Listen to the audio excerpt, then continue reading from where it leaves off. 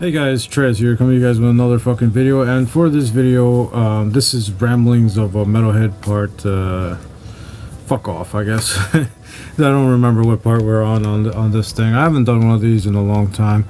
It's pretty much just me talking shit and reminiscing on certain things when they reminisce over you. But, my god. But, what I mean by just reminiscing and stuff like that, I got what made me think about this a little bit, and I know I'm gonna go off the wall and talk about different shit because I always do. Jesse Lynch from Incinerate posted a question on his Facebook. Can't even remember what the question was, but I think what your first experience in playing live in a band was, and fuck, let's talk about that. When I first went to El Salvador, it was a cultural shock. One thing, I didn't speak the language. Funny, I could read it, but I couldn't speak it or you know, write it. So that was it's kind of weird, but.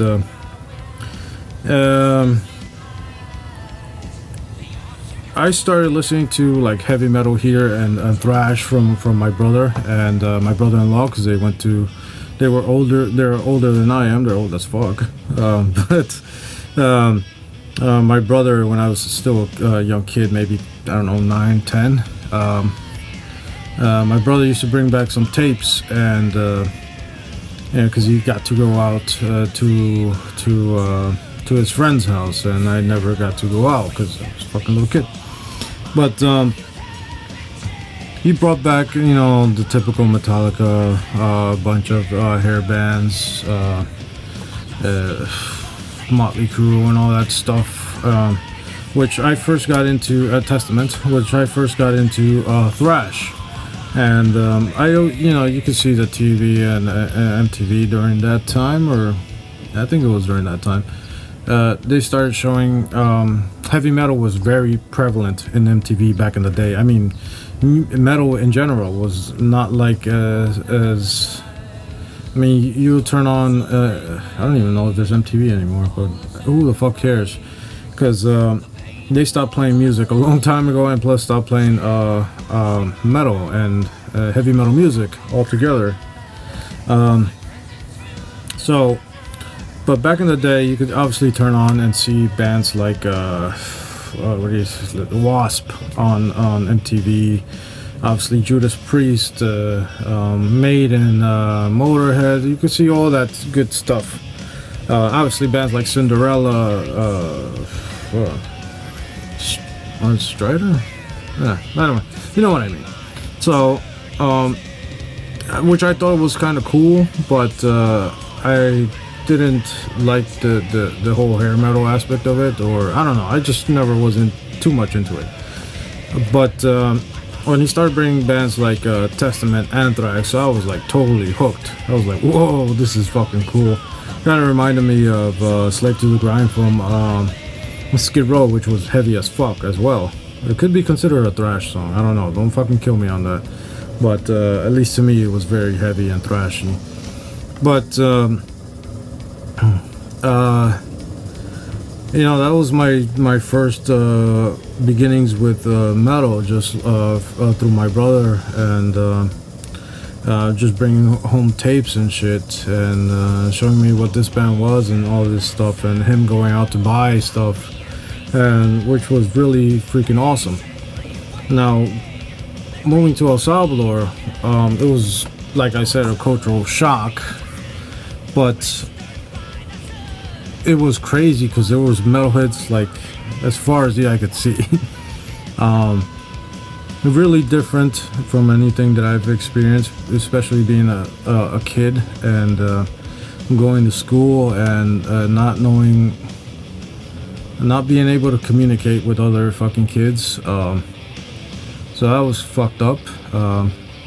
Also got left back because of that, because, you know, I would answer my teachers hated me because they thought I was fucking with them, because I could read the questions, but I wouldn't be able to write them in Spanish. I would I would know what it would say or what the question was in exams, but I would answer them in English, so they always thought I was fucking with them.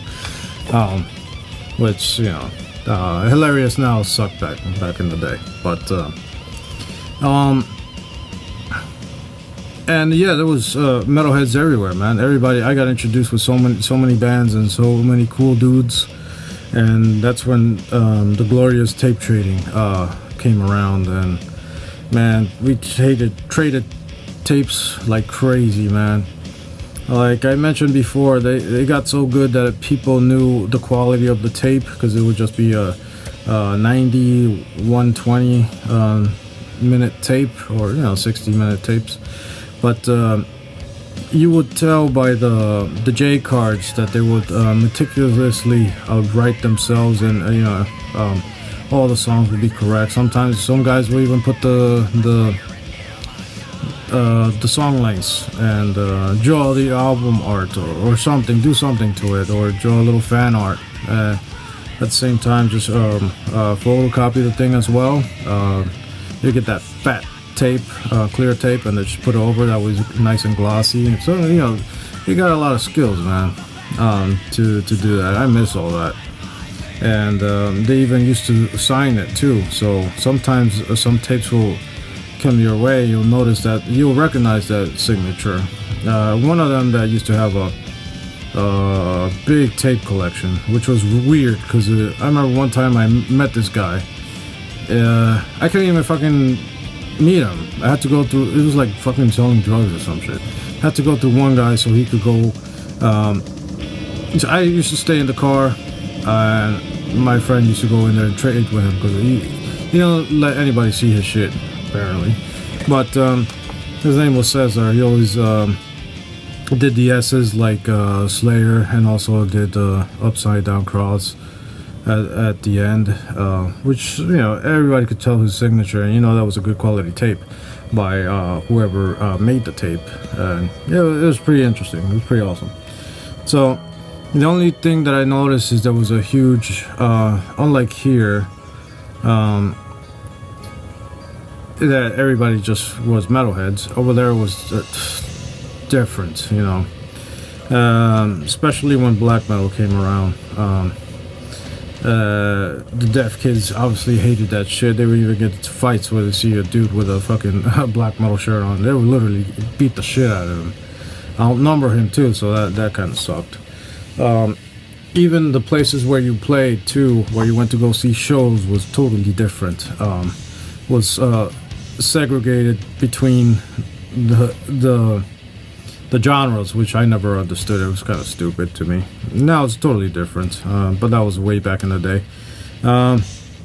But during all that,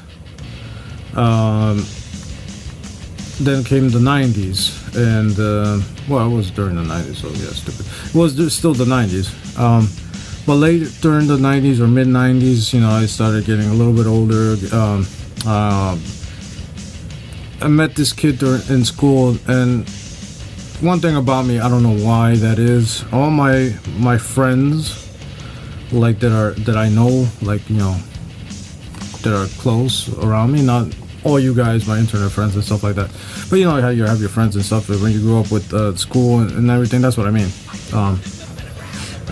For some reason, I wanted to beat the shit out of all of them, and those ended up being my best friends, the persons that I want to beat the living fuck out of for some reason.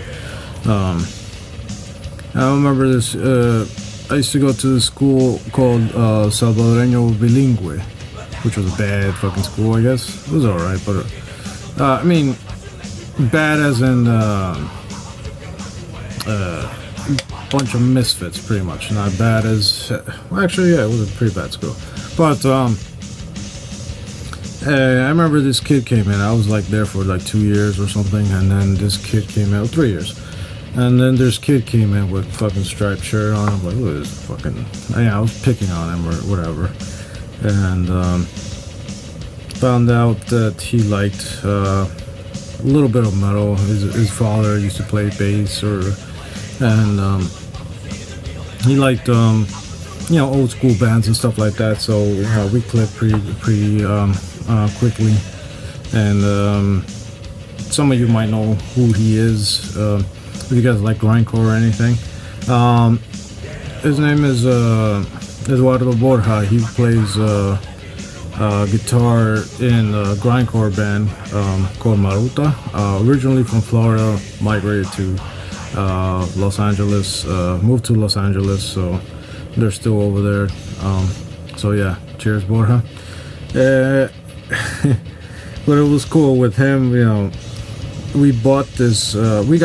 I got ripped off when we decided to form a band, because we always fucked around with like little fucking pencils and pens, tapping like everybody does, tapping on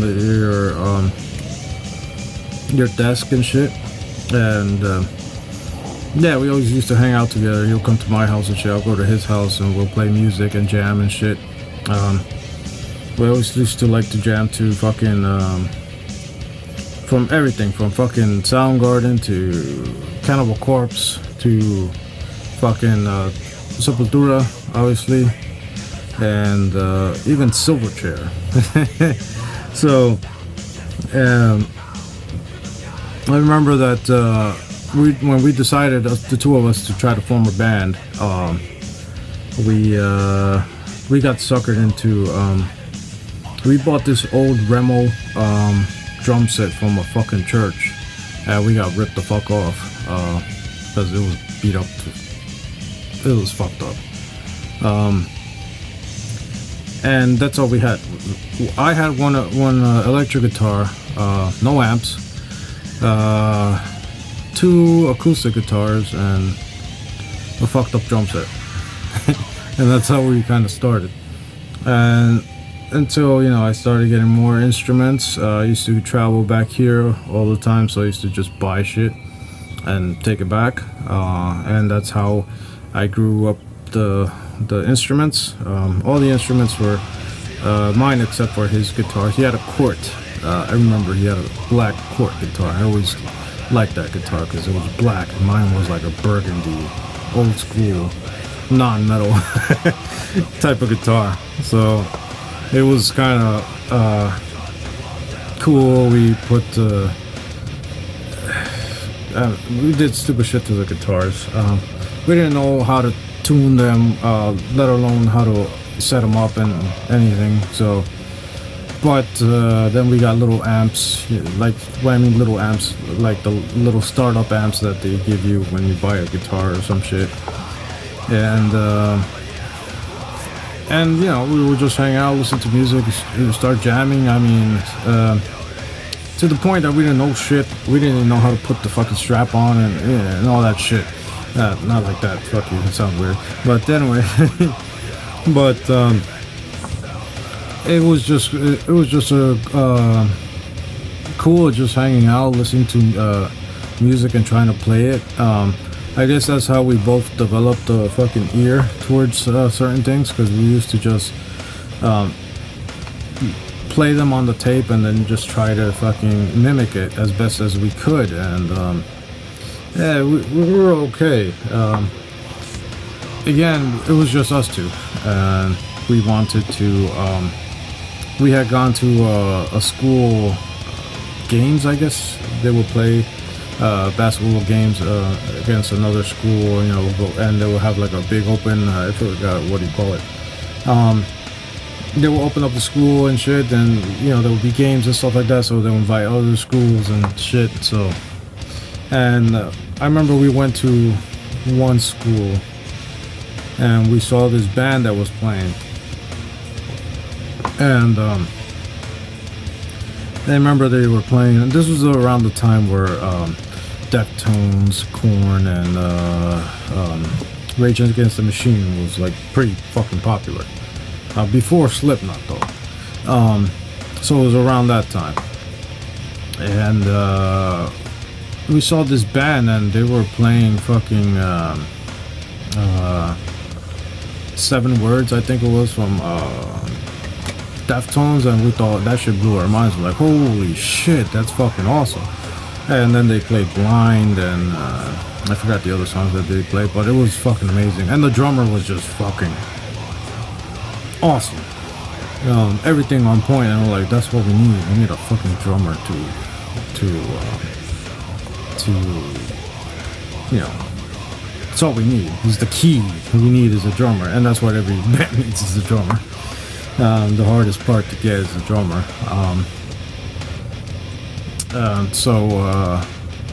Remember, I just, after they played and everything, everybody's like, hey man, good show and everything like that. Man, I don't know where, I got the balls to just tell him. I pretty much flat out lied to the dude and told him, yo man, we're doing a band, and obviously he likes heavier stuff too. Actually, a funny story with him, I knew his sister years back. I was trying to date her actually. She threw a rock at my head. I don't know. But I remember I gave her a copy of L'Exorcisto from White Zombie, which she never returned. And I guess because he ended up stealing it from her, and that was his big influence. So we were like, oh shit, And we invited him to come to my house where we practice, and it just he was being really cool about it too, because he knew we didn't have shit. And when we tried to jam, he was playing with us, trying to be fucking nice and chill. He's a really cool dude, man. So hey Diego, man, cheers, man. Peace.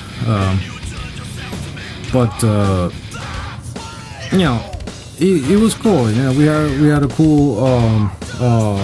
We hung out. We had a cool fucking chemistry.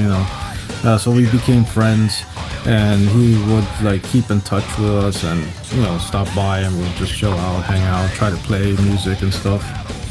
And until my brother came from the States. He was living over here, and then he went back over there. He became a born-again Christian. So,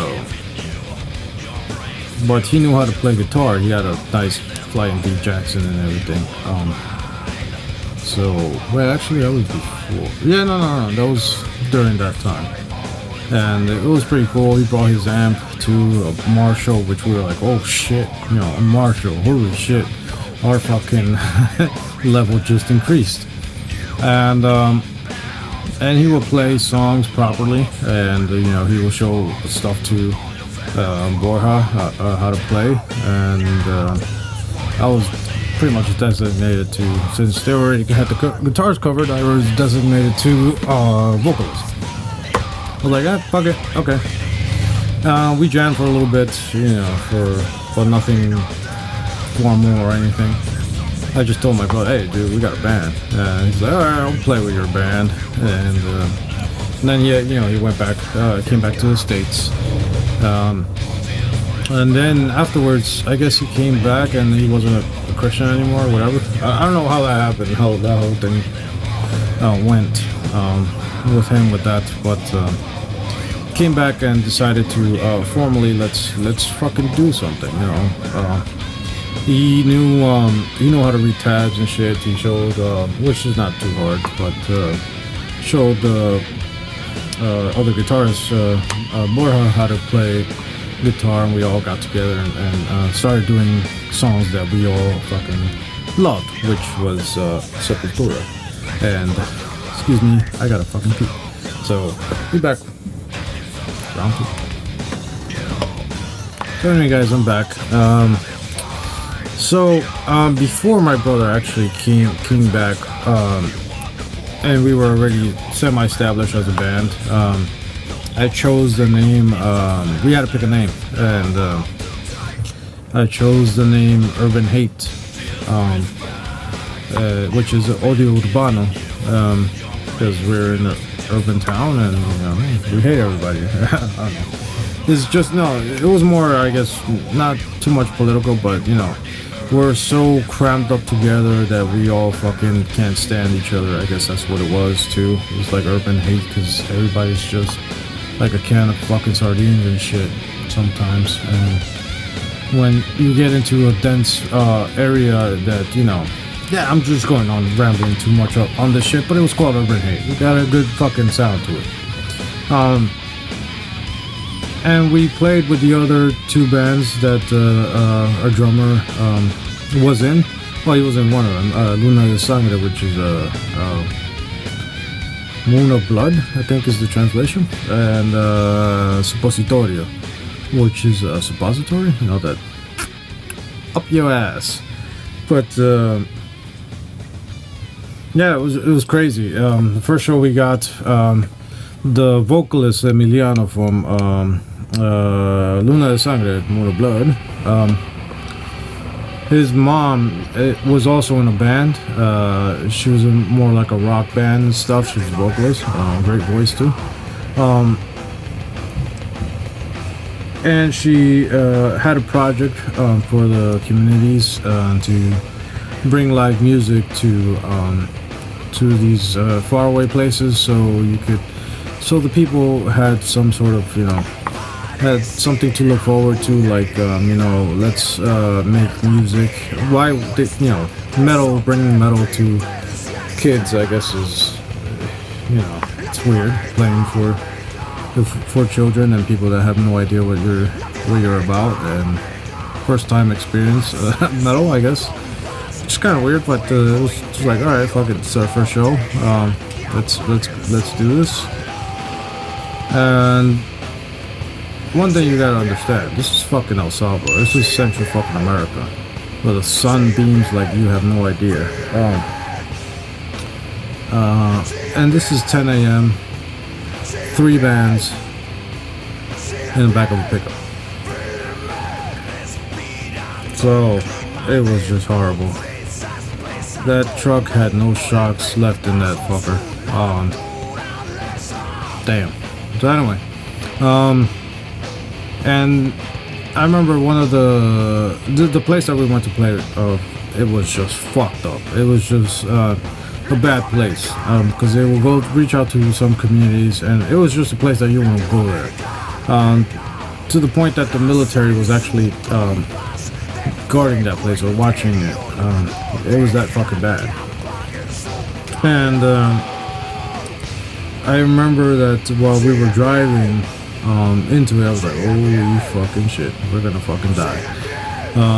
That wasn't the first time that I said that, by the way.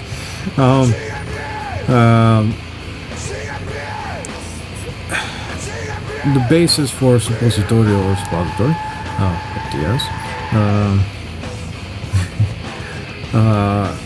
he hated the military, and I remember he grabbed his bass, because you know, we didn't have like good gear and stuff like that. We had some gear, but it wasn't. I remember his bass was just riding along with us too on the fucking floor. He picked up his bass and pointed it at the military because they were following us. I don't know if they were following us, but they were right behind us. They were all like in fucking pickup too, but a massive amount of them, like. And he starts doing this to them. I'm like, oh my god, you fucking idiot, stop. So I was already nervous as fuck, especially with that. I was like, great. And where we ended up playing was in a park at like a dead end street or a cul-de-sac. And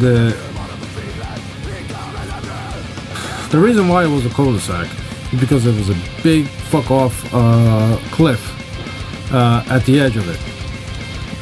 So why would they decide to put a park where kids play right next to a fucking cliff where some of the fence, it was fenced, but half of the fence was fucking gone. So yeah, and the area wasn't as good. I mean, there was I guess gangs in that area, maybe amongst the people that were there too. So we're like and we're young as fuck too, so we're like ultra fucking scared shitless, being little bitches. When we started playing, I was nervous as fuck, so I was already drinking like crazy, just to get the fucking jitters out and the fucking butterflies. And again, this was back in the day. It was like a 93 and 94, I think. I was like 13, 14 years old. So I mean, Salvador, man. So so when we started playing, we did the songs okay. We played them good. Everything sounded pretty good. They actually had one of the best stages I've ever seen. I don't know how the fuck they managed to put this stage together, but it was really fucking nice. One of the better stages that I've ever played on. So that was cool. It was at a good height too. When we first started playing, there wasn't a lot of people because we were the opening band, obviously, because this was our first show, and a lot of people were just watching. They were not too much on the fence. So maybe there were a couple of metalheads and the dudes from the other bands and the people that were with them. They came out with us.